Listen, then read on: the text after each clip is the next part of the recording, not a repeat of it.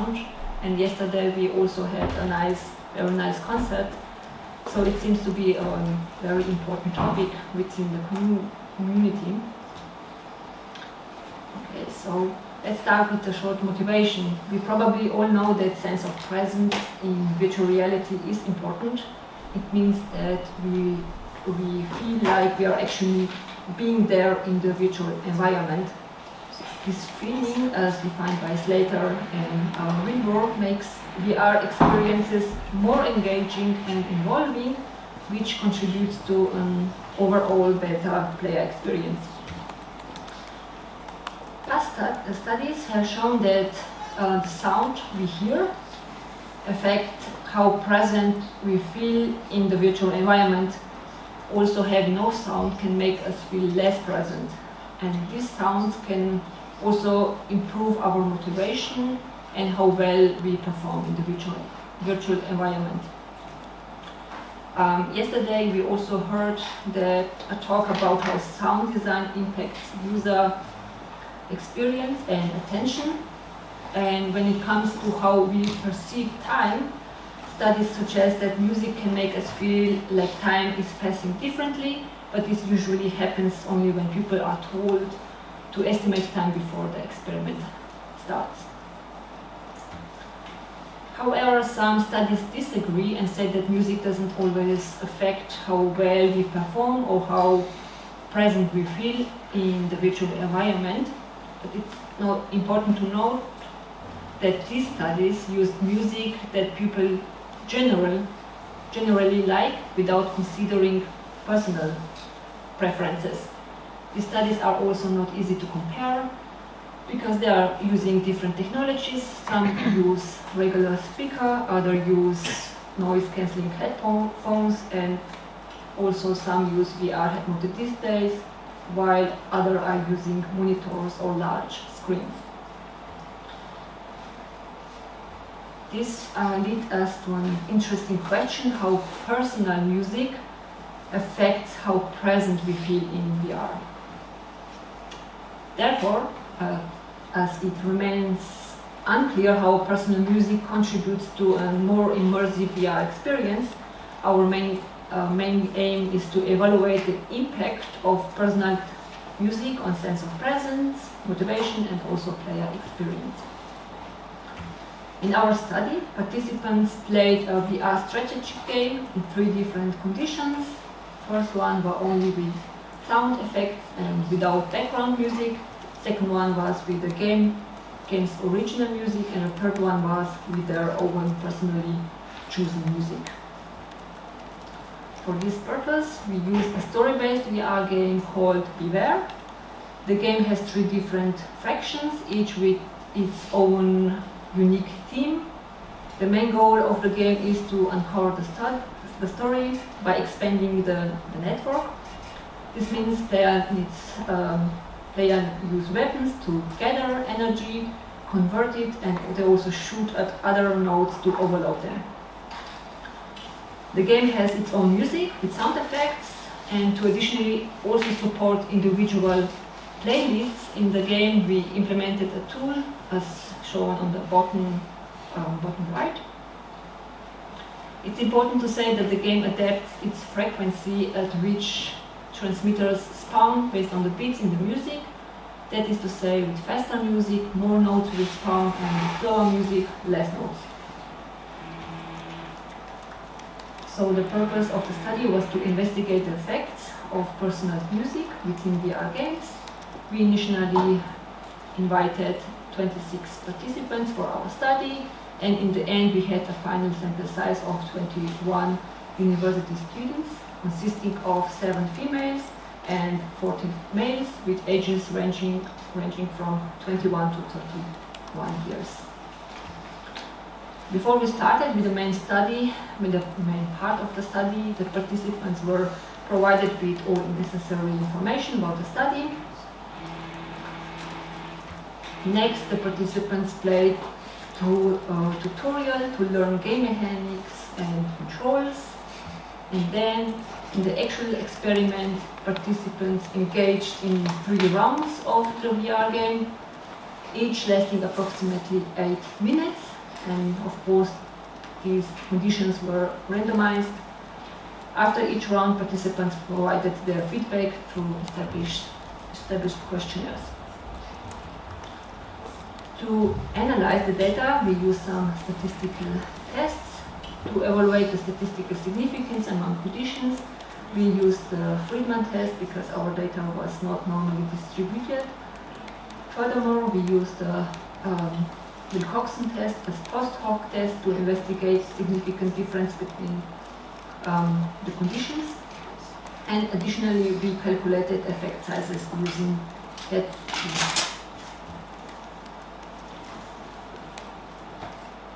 Our findings regarding the sense of presence align with the results from the similar studies.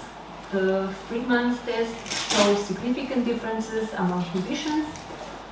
When participants hear their own music, they felt most present. However, we did not find significant differences compared to the original music. This means that both kinds of music, the original music from the game and also the personal music, lead to high sense of presence. The large effect sizes observed in our study furthermore underline the practical significance of these results. This suggests that inclusion of music can improve the sense of presence or the feeling of being there in the virtual environment. Now let's look at the results for motivation. Regarding the motivation, we identified significant main effect between both music conditions. These results show that particularly the personal music improves participants' motivation to engage in the game, and taking all together, the results show that personal music more likely contributes to higher presence and also in particularly higher motivation. Let's look at the results for involvement. Here participants reported similar levels of involvement in both the sound effect only and game music condition. However, involvement was higher for the personal music condition, indicating that participants felt more engaged when listening to their own chosen music. That means that letting players use their own music in VR game can make the experience way more engaging. In terms of time perception and time estimation, we did not find any significant differences. Participants generally rated the time elapsed similarly across all conditions, with slightly tendency to overestimate time duration for the game music condition and underestimate it for the personalized music condition. So with or without music, it doesn't seem to significantly affect how participants perceive time in the VR game. Looking at the results for player performance, we also found no significant main effect. However, it's interesting to know that the personalized music condition, the interquartile range here does not spread out as in the other two conditions. This could indicate that personalized music may lead to a more consistent performance level. And as mentioned before, the game adapts to the music beats. That means that the faster and more intense music leads to increased transmitter spawning, while slower and less intense music results in decreased transmitter frequency. So we use game engagement questionnaire to also analyze components for flow and competence. We actually analyzed all 7 components, but I don't have enough time to show you everything. So here one can see that personalized music led to higher scores for flow and for competence. That means that the algorithm responsible to generate notes based on the beats does not overwhelm or underwhelm the players. And taking these results together, the results indicate that personalized music leads to a more consistent performance level as well as higher flow and higher competence feeling. To conclude, the key findings of this research is that the inclusion of music, regardless of a source, improves sense of presence in VR. However, personalized music significantly amplifies participants' motivation to engage in the game. Therefore, we encourage game developers to integrate an option for players to use their preferred music in games. For instance, a very popular game like Beat Saber already has such a tool. And since we tested only on using one VR game, it's important to remember that music effects might differ in other games, so more research in various VR game styles is needed, also in VR EXA games. But I hope this research helps make personalized music a key part of VR gaming, especially in serious games where player experience sometimes doesn't get enough attention. So, thank you for your attention.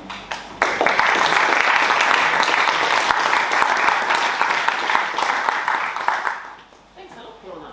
Any questions? It's a disadvantage. Everybody is hungry. Everybody's hungry. Okay. I would have one because you wrote that it is the game developers who has to take the personalization into account. But wouldn't also game designers need to do that? Yeah, I wanted to say this. I do have a question. Mm-hmm. So, what is the role of a designer? For example, is a designer who works on music, a composer, who works with the narrative of the game, the mechanics and everything. So, the designer, audio designer, he actually implements interaction and with the sound. Mm-hmm. So I understand if it's a mechanical game, probably we should separate it by the genre. If it's a mechanical game, doing actions and personalized, very important. Yeah. But when it's a game actually with a complicated content and the audio designer actually put in their tools to influence psycho of the player, so then we have some could be different results. I don't think the personalization may be appropriate in that. Yeah, it's like I'm coming from like my music art installations, because I actually target certain emotions, personalized music doesn't suit to every game, of course. Yes. But games like Beat Saber or maybe other VR EXA games it may be beneficial for them, but other games which have a story and you need a specific feeling, then you need, of course, a sound designer. Yeah, it's great to have a choice. Yes. Thank you so much. Then I'll have one there first and then you. Sorry, everybody, I know you're all hungry. I find this very interesting from a diegetic and non-diegetic music perspective for storytelling and design. The music designer of a game, I think they could use like large repositories of personalized data of music data, such as I don't know, like a partnership with Spotify, would very easily help populate the game with my personal taste in music. And those repositories have emotional tags to them as well.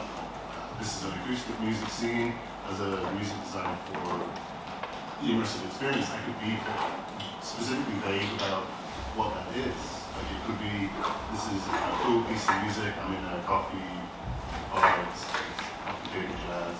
It doesn't have to be specific, it can be drawn from my personal music data to fit that. So I do think that the music authorship, the design perspective from the meaningfulness from the game design perspective can be maintained.